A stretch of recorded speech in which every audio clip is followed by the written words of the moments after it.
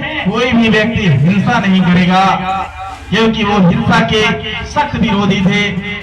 वो कहते थे कि हिंसा से हमारा आंदोलन कमजोर हो जाएगा, हिंसा का मतलब लड़ाई झगड़ा विवाद। लेकिन उत्तर प्रदेश के गोरखपुर में एक घटना घट जाती है, एक चौकी होती है और कुछ हमारे जो आंदोलन करता थे हिंसक रूप ले लिए और पूरे पुलिस चौकी को ही जला देते हैं, जिसमें 20 से ज्यादा पुलिसकर्मी मर जाते हैं। और इस घटना से आहत होकर के उन्होंने उस आंदोलन को रोक दिया था। उसमें महात्मा गांधी जी की बहुत सारे लोगों ने बुराई भी की थी कि जब पूरा देश खड़ा है, सारे लोग उस आंदोलन में खड़े हैं, देश की आजादी लेने का सबसे अच्छा मौका था, लेकिन गांधी जी ने अपने बात पे अडिग रहे, वो हिले नहीं, उस आंदोलन को उन्होंने रोकने का काम कर दिया। वो जानते थे हमारे देश के लोग जब तक सक्षम नहीं होंगे, ताकतवर नहीं होंगे, उनके पास मजबूती नहीं आएगी, तब यदि हम आजादी दिला भी देंगे कोई दूसरा छीन ले जाएगा।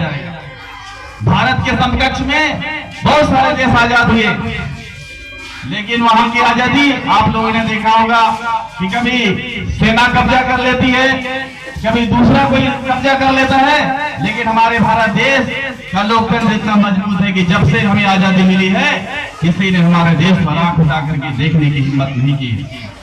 जब विदेशियों ने, पड़ोसी राष्ट्रों ने हमारे देश के खिलाफ कुछ करने की कोशिश की, आतंकवादी या घुसपैठ करने की कोशिश की, तो हमारे देश के सैनिकों ने मुंहतोड़ जवाब दिया है। चाहे 1971 का युद्ध हुआ हो इंदिरा गांधी जी के नेतृत्व में, उसमें पाकिस्तान के उन्होंने 2 टुकड़े करवा दिए थे और एक बांग्लादेश एक अलग राष्ट्र बन के उभरा था।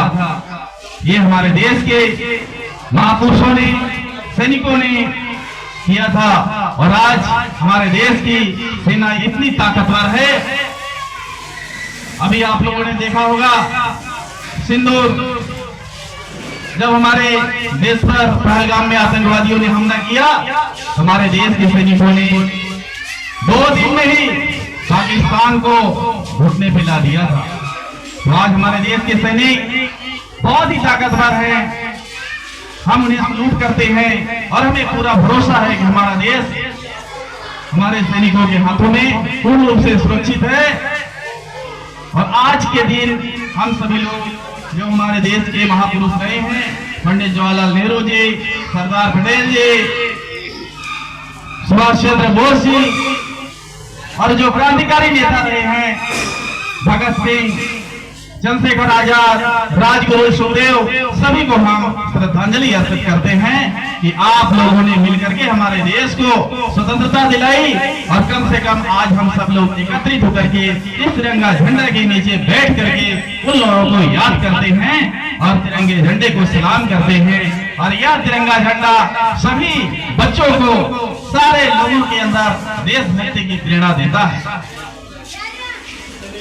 देश की रक्षा की यदि जरूरत पड़ी, हमारे देश के सभी लोग इस तिरंगा झंडा के नीचे खड़े होकर के लड़ाई लड़ने के लिए तैयार होते हैं। क्योंकि आप सभी लोग यहाँ पर आज कड़ी धूप भी की है, इसलिए मैं